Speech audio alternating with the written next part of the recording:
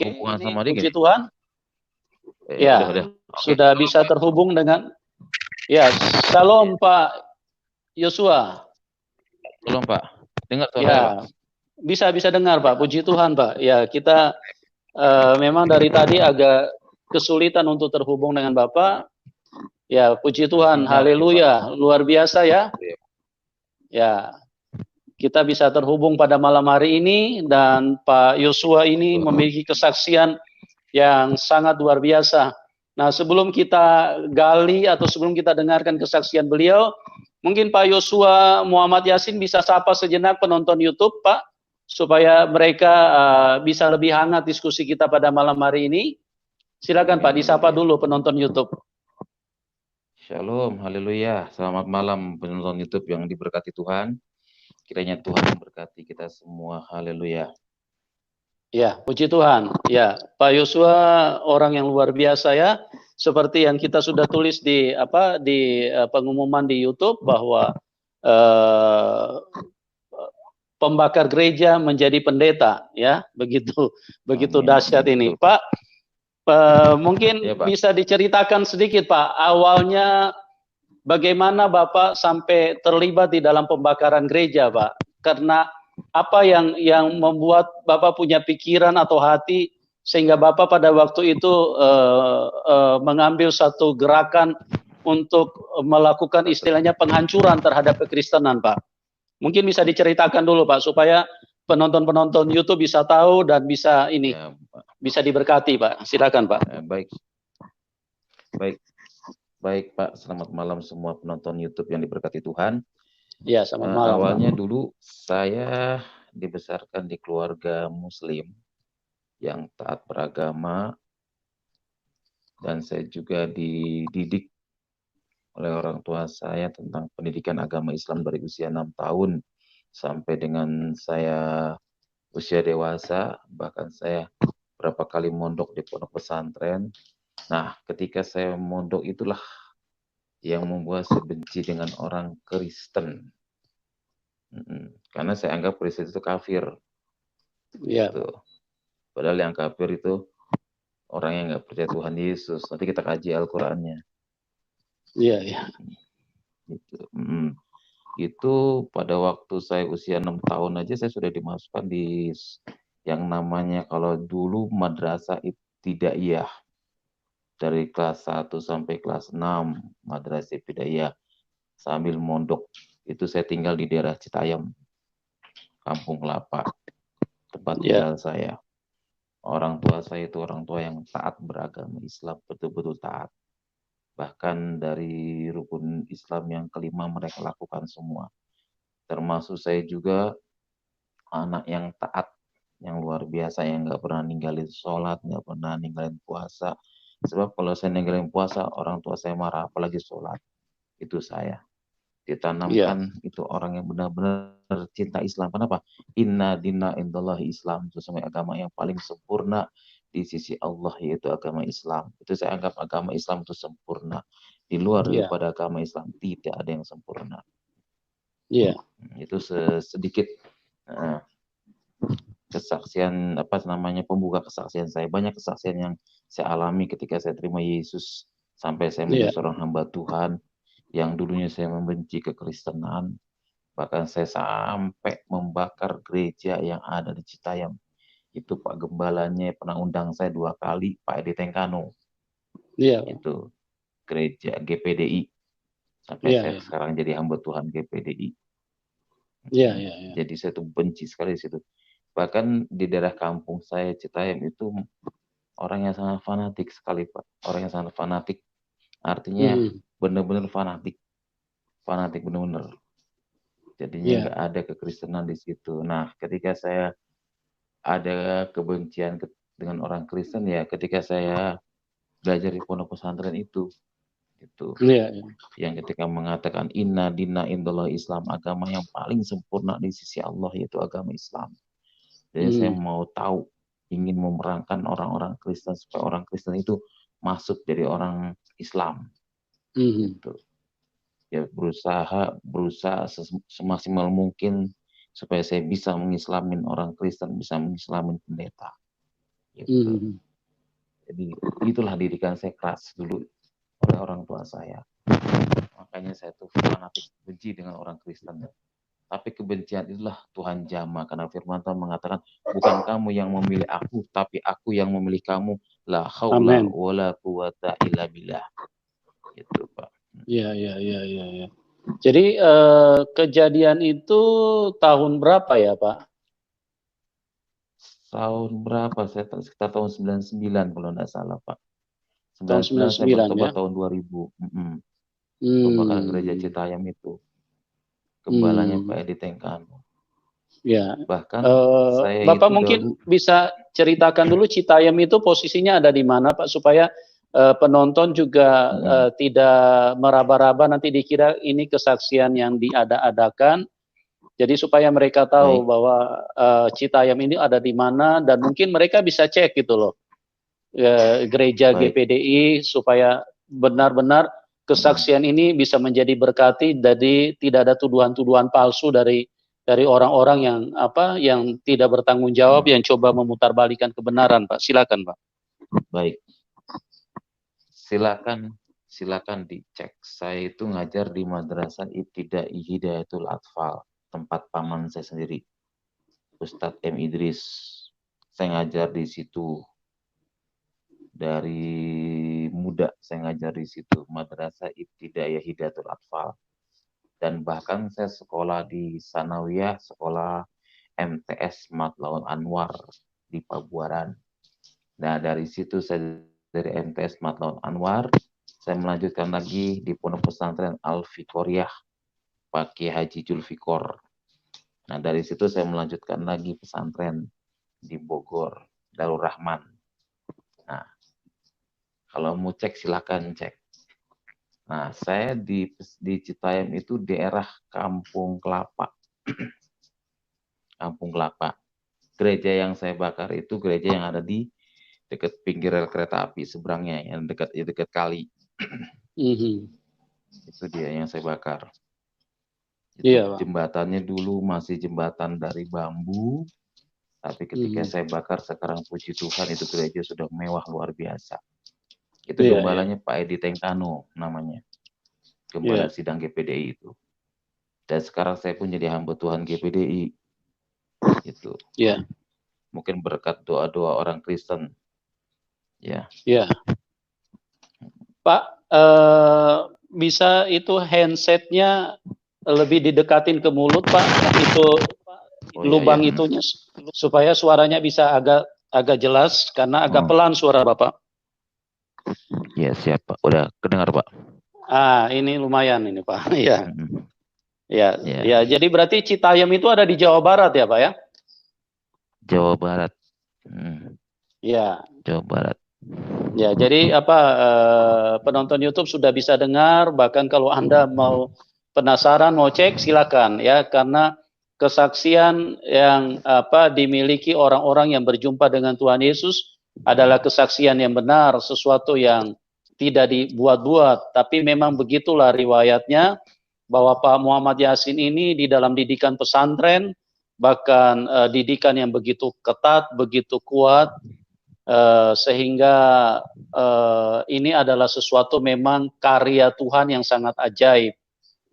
Dan Amin. pada waktu Bapak sampai memutuskan untuk membakar gereja, itu kan berarti kan sesuatu yang muncul di dalam hati dan pikiran ya Pak ya, dengan kebencian ya. Betul.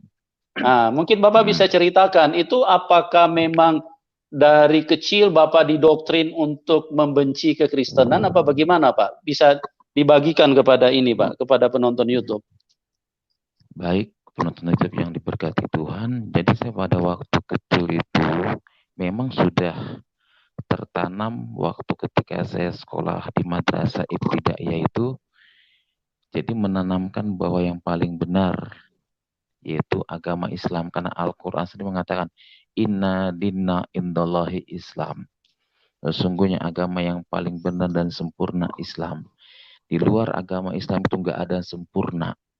Jadi saya menganggap orang-orang Kristen itu kafir. Di luar agama Islam itu kafir. Kenapa? Karena saya diajarin ngaji itu istilahnya kalau kamu bisa membunuh orang kafir itu mendapat pahala katanya. Nah, jadi saya menganggap Islam itu Kristen itu kafir gitu loh. Iya, Jadi saya iya. berusaha pada saat itu ingin mengislamkan beberapa pendeta, ingin mengislamkan beberapa anak-anak Tuhan. Itu tujuan saya dulu. Supaya apa? Supaya saya tuh bisa masuk surga kalau saya bisa mengislamkan orang-orang Kristen gitu.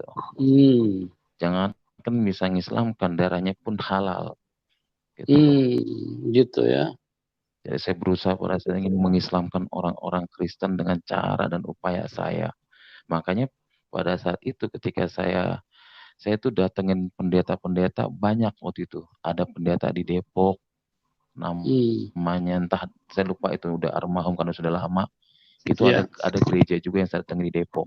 Saya datengin semua pendeta-pendeta. Nah, tujuan saya pada saat itu saya pura-pura ibadah.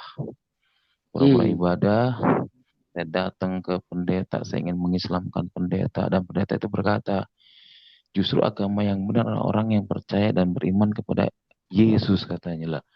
Saya benci dengar kata Yesus, betul. Benci banget. Sangat benci, ini pendeta apa-apaan kok ngomong katanya. Ngomong sembarangan, orang yang percaya Yesus lah, agama yang sempurna adalah orang yang percaya Yesus. Saya bilang justru Islam lah yang paling sempurna. Nah, di situ pada saat saya ingin mengislamkan pendeta nggak berhasil, ya itulah timbul niat saya. Bagaimana caranya supaya ini pendeta dan umat Kristen itu masuk Islam? Dari apa? Pembakaran gereja yang ada di Citayam. Bambu-bambu, jembatannya masih bambu itu pada waktu saat itu saya bakar jembatannya. Tapi yang anehnya saya itu, orang Kristen tuh nggak ada dendam ketika gereja dibakar gitu loh. Nah, ternyata di Alkitab dikatakan ada kasih. Sebagaimana firman Tuhan mengatakan, kasihlah musuhmu, ya kan? Dan berdoalah buat orang yang menganiaya kamu. Ternyata orang Kristen itu punya kuasa yang luar biasa. Nah, itulah saya membakar gereja yang di Bojonggede juga. Gitu. Nah, sekarang puji Tuhan, saya jadi hamba Tuhan. Itu karena kemurahan Tuhan, karena doa-doanya orang Kristen. Amin. Saya katakan, karena doa orang Kristen. Katakan, saya jadi orang Kristen itu luar biasa. Mungkin kalau saya nggak jadi orang Kristen, saya katakan, nggak ada keselamatan dalam pribadi saya. Karena satu-satunya yang menjamin keselamatan, Yohanes 14 ayat 6 mengatakan, akulah jalan kebenaran dan hidup. Tidak ada seorang pun yang datang kepada Bapa kalau tidak melalui aku. Ihdinas syiratal mustaqim. Ya Allah, tunjukkanlah aku ke jalan yang lurus. Padahal jalan yang lurus sudah ada di dalam 43 Al-Azruf ayat 61. Kalau kita buka 43 Al-Azruf ayat 61 katakan, dan sesungguhnya Isa itu benar-benar memberikan pengetahuan tentang hari kiamat. Karena itu, janganlah kamu ragu-ragu tentang kiamat itu dan ikutilah aku. Inilah jalan yang lurus. Kenapa Al-Quran bisa mengatakan kata Isa? Karena satu-satunya yang bisa memberikan jalan keselamatan hanya Isa yang bisa memberikan keselamatan buat umat manusia. Jadi pada saat itu saya bersyukur kepada Tuhan, saya diselamatkan Tuhan. Saya bertobat bukan ada pendeta yang datang kepada saya, bukan. Saya bertobat bukan ada penginjil yang datang. Saya benci dengan penginjil dan pendeta, bahkan apalagi orang Kristen. Saya bertobat karena kasih karunia Tuhan yang luar biasa, yang menjamah hati saya, yang keras menjadi lemah lembut. Gitu. Jadi waktu Bapak bertobat itu karena lewat apa? Lewat ayat atau Bapak punya hati yang pada waktu itu mulai dijamah Roh Kudus apa bagaimana Pak? Bisa diceritakan? Saya bertobat karena mimpi, Pak. 2 mimpi yang Tuhan kasih sama saya. Iya. Boleh saya kesaksian mimpi saya, Pak? Boleh, Pak. Boleh. Silakan, Pak. Jadi gini, Pak. Saya itu bertobat karena mimpi. Ketika saya habis sholat Isya, biasanya kan kalau habis sholat Isya itu kan jam sholat Isya kan panjang. Iya. Dari jam 7 sampai jam 3 itu masih ada waktu buat sholat Isya. Nah, pada saat saya habis sholat Isya, Pak, saya tuh tidur. Habis sholat Isya tidur langsung. Biasanya saya kan habis sholat Isya kan nggak langsung tidur, paling persiapan lah buat besok ngajar di madrasah Ibtidaiyah Hidayatul Atfal dan pondok pesantren itu.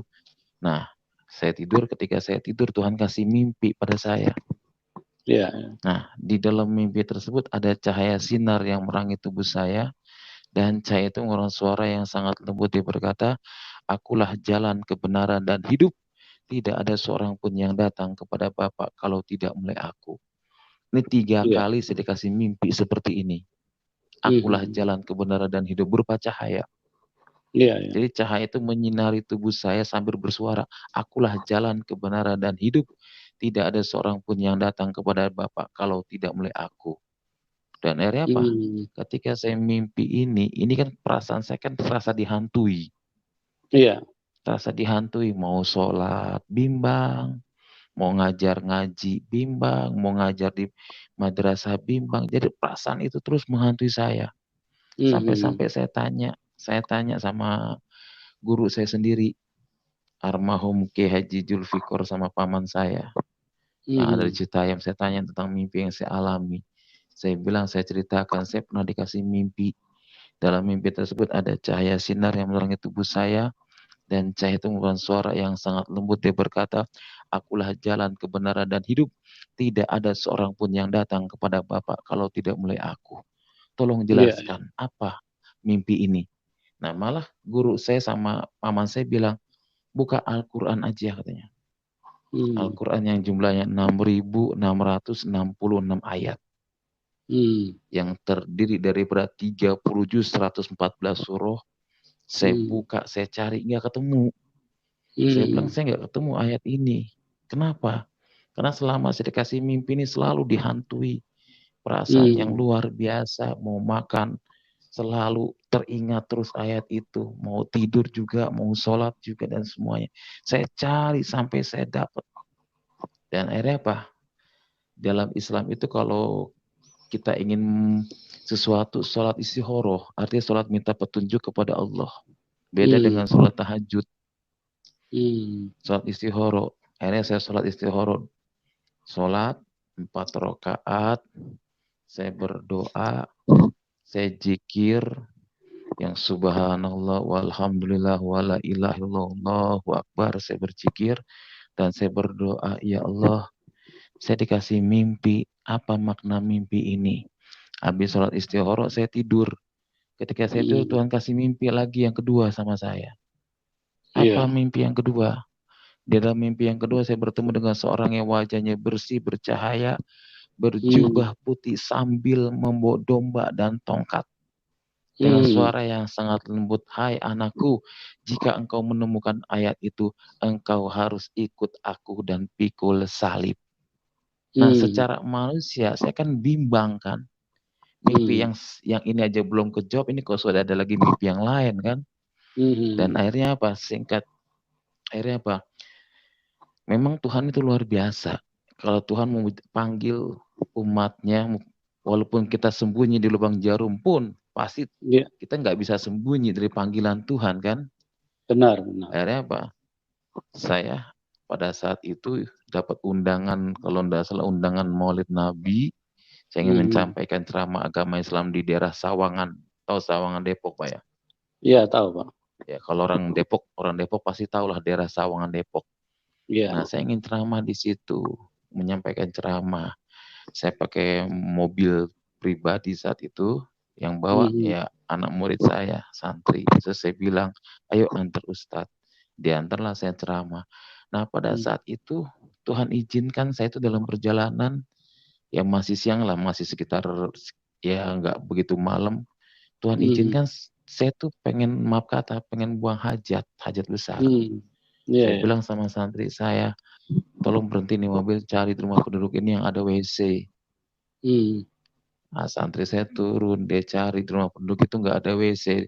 Zaman dulu, maaf kata, di kampung itu kebanyakan jamban, Pak ya. Tahu jamban ya? Maaf kata, jamban itu tempat pembuangan ya kotor. Nah, saya apa? Santri saya lapor, Pak Ustadz, di penduduk ini nggak ada WC, yang ada jamban. Saya bilang, Masya Allah. Saya bilang, kalau saya buang hajat di jamban, saya bilang, saya kan pakai baju gomis, yang ada dibuka semua, nanti kelihatan semua, saya bilang. Akhirnya apa? Saya berusaha suruh santri cari rumah yang ada WC-nya. Nah, ada rumah gedong itu di Sawangan. Nah, saya lupa nama jalannya. Akhirnya saya minta diantar sama santri, saya antar itu Ustadz ke rumah itu. Saya nggak tahu ke rumah gedong itu rumah orang Kristen. Kenapa? Karena ketika saya ngucapin rumah gedong itu, saya ngucapin Assalamualaikum 3 kali, nggak jawab. Akhirnya kan saya gedor pintu yang punya rumah keluar. Dia tanya sama saya, ada apa Pak? Saya bilang, saya mohon izin, saya bilang. Saya pengen buang hajat besar, saya ingin menyampaikan ceramah agama Islam. Ada gak WC Bu di tempat Ibu? Oh, ada Pak, silakan Bapak masuk aja. Saya masuk, saya buang hajat besar, saya pengen pamit kepada yang punya rumah. Saya tanya, ada pembantu lagi beres-beres pelas dan ngepel dan lain sebagainya. Saya tanya, mana ibu yang tadi? Oh, ibu ada di ruangan tengah Pak, Bapak masuk aja ke ruangan tengah. Nah, ketika saya masuk ke ruangan tengah, saudaraku yang dikasih dalam Tuhan, saya melihat gambar sedang bawa domba dan tongkat. Saya kaget. Kenapa saya kaget? Karena gambar itu mirip yang ada dalam mimpi saya. Iya. Sampai saya bertanya sama yang punya rumah, Bu, boleh saya tanya, Bu, sebelum saya pamit, tanya apa, Pak? Silakan. Ini gambar siapa yang sedang bawa domba dan tongkat? Apa ini foto saudara Ibu? Yang punya rumah, maaf Pak, ini bukan saudara saya, tapi ini Tuhan saya, Tuhan Yesus. Saya dengar nama Tuhan Yesus, saya benci, Pak. Lalu kata saya, Bu, kenapa Ibu nggak bilang kalau Ibu orang Kristen? Emang kenapa, Pak? Saya benci sama orang Kristen, Bu, saya bilang. Dan Ibu itu rangkul saya, Pak. Tuhan berkati Bapak, Tuhan pakai Bapak, katanya. Loh, saya bingung pakai apanya, kan istilah pakai kan bingung. Tuhan berkati Bapak, Tuhan pakai Bapak. Akhirnya saya pulang, saya tidak jadi nyampaikan ceramah agama Islam. Dulu zamannya, kalau nggak salah, zamannya handphone tuh belum begitu banyak. Zaman Nokia, handphone Nokia pisang, sama pager.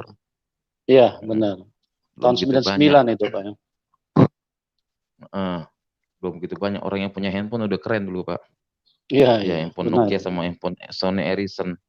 Iya. Ya udah, saya hubungin panitia, saya hubungin rekan saya bilang saya nggak jadi ceramah. Lu kenapa Pak Ustadz? Saya mau pulang. Santri saya pun bingung, lu kenapa Ustadz pulang? Pulang, saya bilang. Sampai di rumah itu saya sholat, ya Allah saya nggak mau jadi orang Kristen, amit-amit jadi orang Kristen masuk neraka, saya bilang. Padahal kalau kita kaji di Al-Quran itu, justru orang yang beriman, yang tidak beriman kepada Isa Al-Masih, mereka tidak akan masuk kerajaan surga. Saudaraku yang dikasih dalam Tuhan, dan akhirnya apa? Saya pulang, menjelang 1 bulan kemudian, habis sholat subuh, itu saya ada kerinduan ke gereja.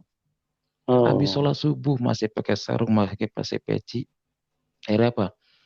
Saya cari gereja, yang pertama saya datangi gereja yang saya bakar, Pak. Disitulah saya menemukan ayat. Ketika itu pendeta khotbah, ayat akulah jalan kebenaran dan hidup. Tidak ada seorang pun yang datang kepada Bapak kalau tidak mulai aku. Nah, di situ saya kaget loh, ini kok pendeta khotbah sama dengan ayat yang saya mimpikan.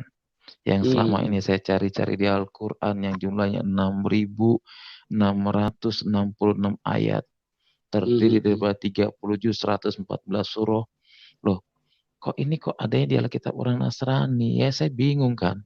Dan akhirnya saya habis ibadah langsung saya pulang, saya berdoa, ya Allah, saya nggak mau jadi orang Kristen. Saya bilang amit-amit Kristen itu masuk neraka. Yang namanya panggilan, kita nggak bisa mengelak panggilan Tuhan, ya Pak. Betul, Pak. Dan akhirnya apa? Saudaraku yang dikasih dalam Tuhan. Dan akhirnya saya pulang, berapa bulan kemudian saya terus terang sama keluarga saya. Saya sudah menemukan kebenaran tersebut. Dan disitulah mereka benci pada saya, Pak. Benci. Sampai saat ini keluarga saya tuh belum mau terima saya. Sampai saat ini. Makanya kalau saya pulang ke Citayam, saya nggak berani, saya berani. Cuman keluarga saya tuh, maaf kata, benci sama saya, nggak mau ngakui saya lagi. Dalam hati saya, walaupun keluarga saya nggak mau ngakui saya lagi, tapi keluarga seiman lebih banyak, Pak. Ketika ikut Yesus, ada perubahan yang begitu dahsyat. Ada perubahan yang luar biasa. Kenapa ada perubahannya? Saya mengalami yang luar biasa ke Tuhan. Tuhan pelihara hidup saya. Tuhan pelihara keluarga saya. Secara logika, secara manusia, nggak mungkin. Bayangin Pak, seorang guru agama Islam yang punya titel di kampung terkenal Ustadz Muhammad Yasin, tapi ketika dia terima Yesus mengalami dikucilkan keluarga secara sendiri, tapi puji Tuhan ketika saya ikut Yesus, perubahan 100% luar biasa, dahsyat, Pak. Amin. Iya.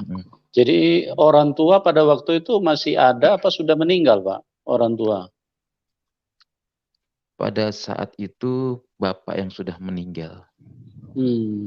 Bapak waktu saya masih muslim meninggal. Tapi kalau ibu ketika saya terima Yesus dia meninggal. Itu pun saya nggak boleh datang.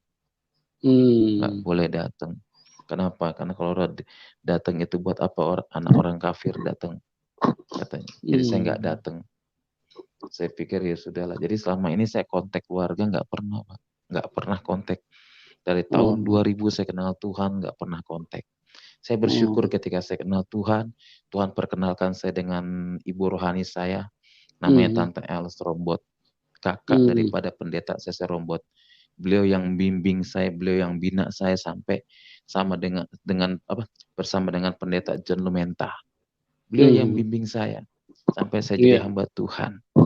Mungkin itu jalan-jalan dari Tuhan. Saya dibimbing oleh dua hamba Tuhan, Tante Els Rombot sama Pak John Lumenta. Yang bimbing saya sampai saya jadi hamba Tuhan. Yang bina saya sampai saya jadi hamba Tuhan. Itu semua karena kemurahan Tuhan. Kalau bukan karena kemurahan Tuhan, saya nggak bisa jadi hamba Tuhan seperti ini. Makanya saya himbau kepada Bapak-Bapak sekalian, penonton dimanapun berada, jangan pernah tinggalkan Yesus. Jangan pernah tinggalkan Yesus. Kenapa saya katakan? Karena 48 Al-Fat ayat 2. Saya boleh buka Al-Quran sedikit, Pak ya? Silakan Pak. Dibacakan, Pak, silakan. 48 Al-Fat ayat 2 dikatakan agar Allah memberikan ampunan kepadamu Muhammad atas dosamu yang lalu dan yang akan datang. Agar Allah memberikan ampunan kepadamu Muhammad atas dosamu yang lalu dan yang akan datang. Bayangin saudaraku yang dikasih dalam Tuhan. Selama ini mereka membanggakan maaf kata Muhammad tapi tidak bisa menyelamatkan. Tapi kalau kita datang kepada Yesus, Yesus yang menyelamatkan pribadi kita. Karena sudah jelas Yohanes 14 ayat 6 dikatakan, akulah jalan kebenaran dan hidup. Tidak ada seorang pun yang datang kepada Bapa kalau tidak melalui aku. Jadi jalan keselamatan hanya ada di dalam Yesus Kristus. Saya katakan, tanpa Yesus saya katakan tidak ada keselamatan. Di luar Yesus tidak, tapi di dalam Yesus ada keselamatan yang kekal. Al-Quran 43 Al-Azrub dengan jelas mengatakan, dan sesungguhnya Isa benar-benar memberikan pengetahuan tentang hari kiamat. Karena itu janganlah kamu ragu-ragu tentang kiamat itu dan ikutilah aku. Inilah jalan yang lurus. Ini Al-Quran sendiri menjelaskan jalan yang lurus hanya mulai Isa. Yang bisa memberikan pengetahuan tentang hari kiamat hanya Isa. Kalau Isa bisa memberikan pengetahuan tentang hari kiamat, berarti kan dia Tuhan, bukan Nabi. Betul. Siapa yang bisa, ya kan? Dia kan Tuhan. Hanya Tuhan yang bisa memegang kunci kerajaan surga. Betul nggak, Pak? Betul. Hanya Tuhan yang bisa memegang kunci kerajaan surga. Makanya Al-Quran mengatakan 43 Al-Azrub ayat 61. Sesungguhnya Isa itu benar-benar memberikan pengetahuan tentang hari kiamat. Nah, kalau Isa bisa memberikan pengetahuan tentang hari kiamat, berarti kan dia Tuhan. Kenapa bukan Nabi Nuh dan lain sebagainya? Kenapa harus Isa? Karena dia suci. 19 Maryam ayat 19. Saudara bisa buka sendiri. Jadi itu Pak, sedikit saya buka di Al-Quran, keselamatan hanya ada dalam Isa. Makanya saya katakan saya bersyukur kepada Tuhan, saya sudah diselamatkan Tuhan. Coba kalau saya tidak diselamatkan Tuhan, mungkin hidup saya binasa. Makanya saya ketika terima Yesus mengalami pencobaan yang begitu dahsyat dan luar biasa. Tapi pencobaan itu Tuhan tidak akan pernah membiarkan kita sampai jatuh tergeletak. Amin. Makanya saya puji Tuhan, saya jadi hamba Tuhan luar biasa. Makanya maaf kata keluarga saya sampai saat ini masih membenci saya. Tapi saya bersyukur sama Tuhan, saya berdoa buat keluarga saya yang ada di Citayam Kampung Kelapa, yang ada di Kampung Panjang Citayam, semua orang-orang yang pernah mengenal saya hanya berdoa buat mereka supaya suatu saat nanti Tuhan jamah mereka. Amin. Iya. Jadi itu dari keluarga Bapak sampai saat ini, kalau Bapak telepon mereka tidak mau terima apa bagaimana, Pak? Saya pernah datang menghubungi mereka itu tahun berapa ya, waktu saya masih jadi hamba Tuhan, masih masih belum bergabung dengan salah satu gereja organisasi, karena saya kan di GPDI ya. Iya, Jadi saya pada saat itu datang, saya ingin berkunjung sama mereka karena kan silaturahmi itu satu ibadah kan. iya, Al-Quran kan mengatakan silaturahmi memperpanjang umur, iya. tapi mereka tetap menolak saya. Mereka nggak mau terima saya. Bahkan mereka Hmm, bilang kalau mau kembali ke sini, kamu harus tinggalkan iya, agamamu yang sekarang. Saya bilang, agama tidak menjamin keselamatan buat saya. Saya bilang, yang menjamin keselamatan saya hanya satu, Isa Al-Masih. Saya bilang, iya, iya, Yesus iya. yang menjamin keselamatan saya. Buat apa Hmm, harta dunia bagi saya? Kalau hidup saya hmm, binasa, saya bilang. Saya iya, bilang, baik, saya bilang. Kalaupun nggak diaku sama keluarga, ya enggak apa-apa, saya bilang. Masih banyak hmm, saudara seiman yang menganggap saya seperti saudara yang luar biasa. Saya amin. katakan hidup saya diberkati oleh orang-orang Kristen, betul Pak. Iya, Banyak orang betul. Kristen yang menolong saya, menopang saya, betul. Walaupun saudara saya, maaf kata saudara saya kaya-kaya, tapi meninggalkan saya. Ketika saya terima Hmm, Yesus, mereka sampai saat ini nggak mau mengakui saya sebagai saudara kandung. Tapi saya sekarang memiliki saudara seiman yang melebihi saudara kandung. Itulah indahnya ikut Tuhan, Pak. Betul. Saya amin, amin. merasakan Yesus itu luar biasa. Iya, Pengorbanannya di kayu salib. Menyelamatkan pribadi saya. Bukan hanya keselamatan yang Tuhan berikan. Tapi ketika kita melangkah ke Tuhan, berkat Tuhan begitu dahsyat. Maka saya amin. himbau kepada para penonton, jangan pernah tinggalkan Yesus. Kadang-kadang saya sedih kalau ada orang Kristen sampai meninggalkan Yesus. Betul. Saya Iya, iya, sedih kalau ada orang Kristen yang sampai meninggalkan Yesus. Saya bilang, karena iya, jabatan, karena pernikahan dia tinggalkan Yesus. Saya sedih. iya, Saya iya, kalau meninggalkan Yesus dari dulu, ikut Yesus, maaf kata saya, karena itu Yesus itu penuh penderitaan. Ikut iya, Yesus itu bukan berarti kita cari kekayaan, bukan. Tapi iya. ikut Yesus kita cari keselamatan. Ketika kita menemukan keselamatan, akan ada berkat Tuhan yang begitu dahsyat. Amin. Gitu. Ya. Ya. Jadi satu kesaksian yang begitu luar biasa ya, penonton YouTube bisa lihat sendiri bagaimana istilahnya bagaimana ketatnya didikan agama yang dialami oleh Bapak Muhammad Yasin, sehingga karena pengajaran agama begitu kuat tertanam di dalam keluarga ini, sehingga sampai saat ini Pak Muhammad Yasin ini tidak diterima kalau datang berkunjung kepada keluarga mereka, dan ini adalah satu pembuktian bagaimana Pak Muhammad Yasin ini hidup di dalam agama yang radikal, yang sangat sangat militan ya. Dan Bapak mungkin bisa ceritakan sedikit bagaimana dengan teman-teman ustadz yang lain setelah tahu Bapak percaya Tuhan Yesus, apakah bagaimana reaksi mereka terhadap Bapak? Reaksi mereka, ada yang pernah telepon saya, guru saya dulu di daerah Bojonggede, Cilebut, pernah Iya, telepon saya. Kenapa kamu jadi orang Kristen, katanya? Apa yang kamu cari? Di orang Kristen kekayaan. Terus saya bilang, saya tidak cari kekayaan, saya bilang. Kalau saya mau cari kaya, lebih baik saya ngajar, jadi guru ngaji. Saya bilang, saya tidak cari kekayaan. Yang saya cari adalah kedamaian dan keselamatan yang saya cari. Saya iya, nggak cari kekayaan. Sampai dia bilang, jadi orang Kristen itu masuk neraka. Seumur hmm, hidup kamu masuk neraka, nanti di neraka selama-lamanya. Saya bilang, enggak apa-apa saya masuk neraka. Yang penting saya bersama dengan Yesus. Karena orang yang amin, percaya Yesus, saya katakan, tidak akan binasa. Tuhan yes, akan tolong kita. Dan sampai hmm. gitu, sampai saya... Ya, terima kasih kepada semua penonton yang sudah bergabung bersama kami pada malam hari ini. Terima kasih atas kesetiaan Anda, dan Amin. kami juga menyampaikan terima kasih kepada Bapak Pendeta Yosua Muhammad Yasin Amin. Terima atas kasih. kesediaan Bapak Haleluya. pada malam hari Amin. ini, dan kesaksian Bapak sangat memberkati, sangat luar biasa. Doa kami Bapak terus semangat dan terus diberi roh Amin. keberanian untuk setia dan memberitakan Injil kemanapun Bapak diarahkan oleh Roh Kudus. Ya mungkin Haleluya, sampai di amin. sini dulu ya Pak Yosua ya. Nanti Ya mungkin Pak, di Tuhan lain berkati Pak, kesempatan haleluya. kalau Amin. Tuhan berkenan kita bisa hadir kembali ya Pak. Amin, amin, amin, haleluya Oke, ya. oke Pak. Terima Oke. kasih dan salam kemenangan buat semuanya. Tuhan Yesus memberkati kita Haleluya, semua. Tuhan Yesus memberkati kita semua Pak. Tuhan Yesus juga Ya. memberkati pendengar semuanya. Amin, amin, amin. Oke.